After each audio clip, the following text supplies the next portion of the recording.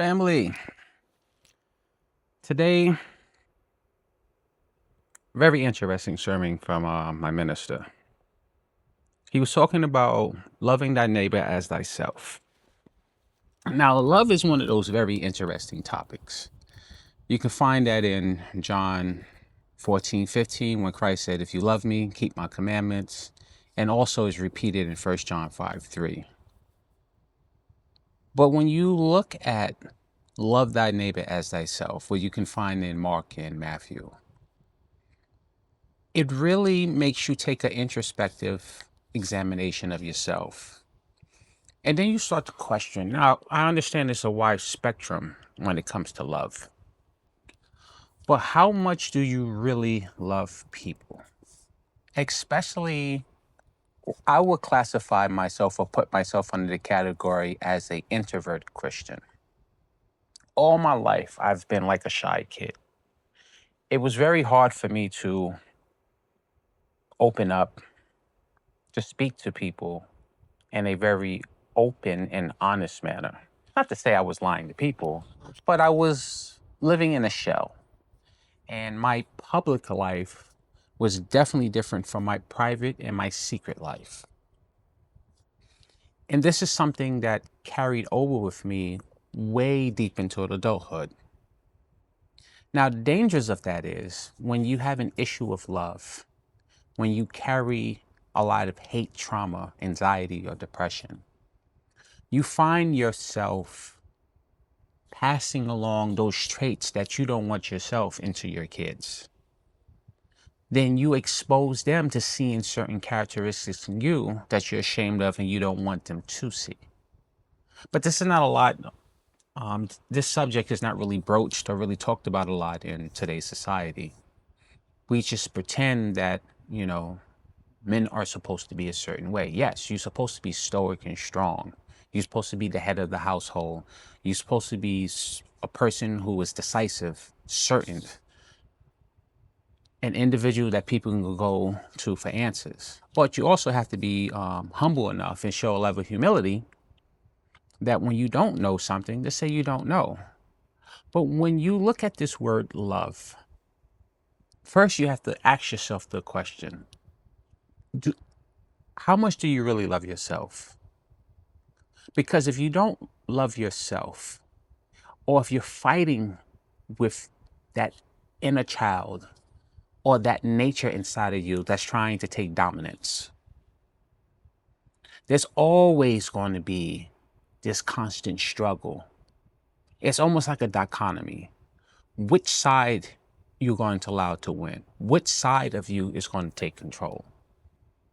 A lot of times, yes, we wish we can get over certain things. And there's a lot of people that say, I try, but I just can't.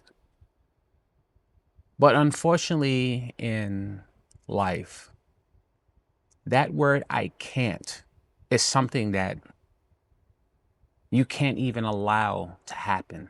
The word I can't. Because one thing you do know, if you stay stuck in that mode of thinking, or if you stay stuck in that character that you're trying to really get out of your life, it will never go anywhere.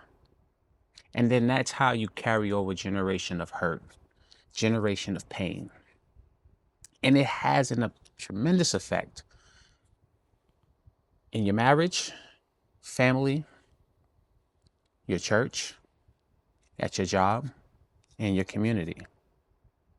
Now, you would think it's an oxymoron. How can you be an introvert Christian? I mean, aren't you supposed to be out there spreading your faith to people? That requires talking. But yes, I might be the first one you ever met. I'm an introvert Christian. It is very hard for me in public to speak to people. Now, it was extremely difficult for me to even get in front of a camera and start speaking. Or going up in front of church, praying, or now that I'm getting to the point to start teaching. It has been a long road just to get to this point. The last hurdle I need now is to do this out in public. Speaking more to my neighbors. strangers that I don't know. Not forcing down people's throat Christianity. That's not really what it's about. It's more of showing people how it has transformed my life. I used to be this, and now I'm this. But you want to give them realistic expectations because it's going to take time, it's going to take patience, and it's going to take you actively being consistent and disciplined in addressing those issues in your life. Because the one thing you really don't want to do, you don't want to cause unnecessary trauma or pass on characteristics into your kids that you yourself are trying to destroy. You don't want to allow that part of you to really poison your relationships, if it's your marriage, people with your friends, or at work, because it would happen. Because you carry around a lot of bitterness, regret, very vengeful, very spiteful.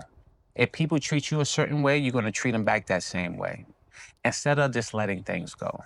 And I'm speaking for experience. It has haunted me for years, and it sucks.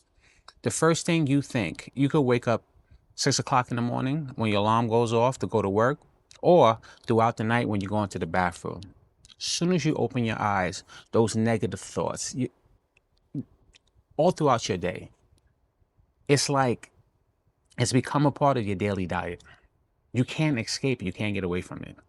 Even when people's not around, you're in your own head, thinking about things that don't exist. But it has become a, I will say in your situation, I understand it's subjective, but in your context, the way you view it, it's objective. You think it's real. And nobody at that moment can tell you otherwise until you decide to look in the mirror and decide to address the issues. That's going to take a lot of humility, putting, putting aside pride, and telling yourself that you need help. That is a big step for a lot of people to say, I need help. There's parts of me that's broken. I can't fix this. And in my humble opinion, I don't see outside of the church, outside of God's help, how can anybody be healed or become whole? I've mentioned this in several videos before. It's no different if you own like an iPhone, right? And something happened that's defective. You would not take your iPhone or call up BMW customer service and ask them to help you fix your iPhone, right? That would be silly. So why would you go anywhere else to get fixed outside of taking it to God?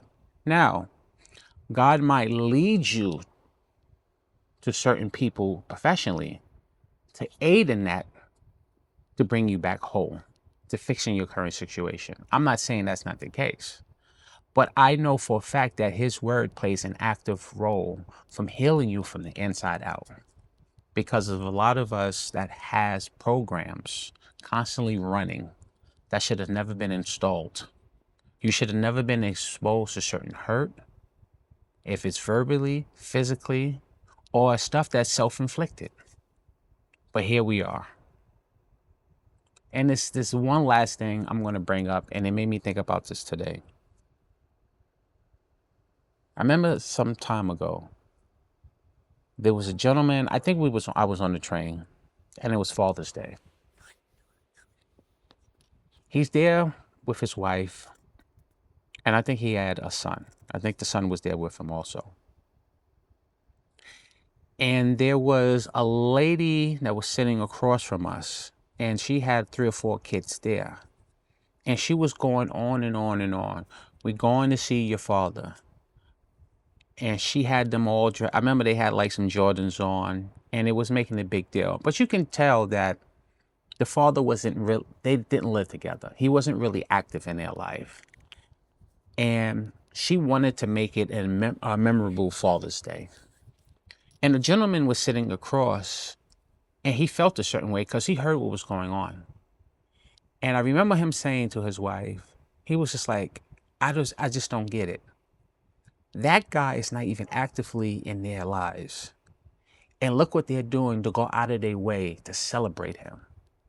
I'm here every day and I can't even get a simple thank you card for all the sacrifice and our work I put into this family. Can you imagine the dedication, the commitment, all that he has sacrificed? He's making sure he's fulfilling his role as his dad, and his effort is just being disregarded, not even being celebrated, or at least being appreciated. And when he made that statement, she didn't really say anything. She just kind of turned her face in, disappointment. And he turned his face in disappointment. And then at that point, I got off the train and I was heading where I need to head. But that moment always stuck with me. How many dads out here are dealing with this? And then you building up this level of hate and fear and resentment, and then you passing it on to your kids. It shouldn't be like that. It's a lot of people that are pretending that it's not there. You have become so comfortable in living with it that it becomes part of your daily your life. It's a part of your reality, but it shouldn't be that way.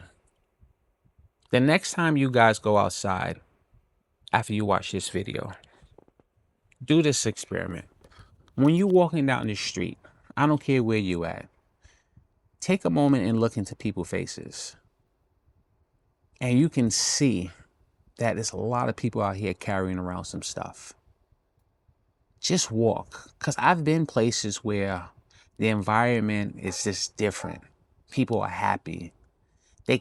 They aura, their presence is different. They have like this joy, this glow about them. But I've also been in places where it just seems like there's a dark cloud everywhere. People are carrying around a lot of stuff that they was never meant to carry. We need to heal. We need to help all of us. It's a collective effort. Yes, you yourself have to do the work, but we all have to support each other so that we all can heal together. Anyway, until the next time, reset.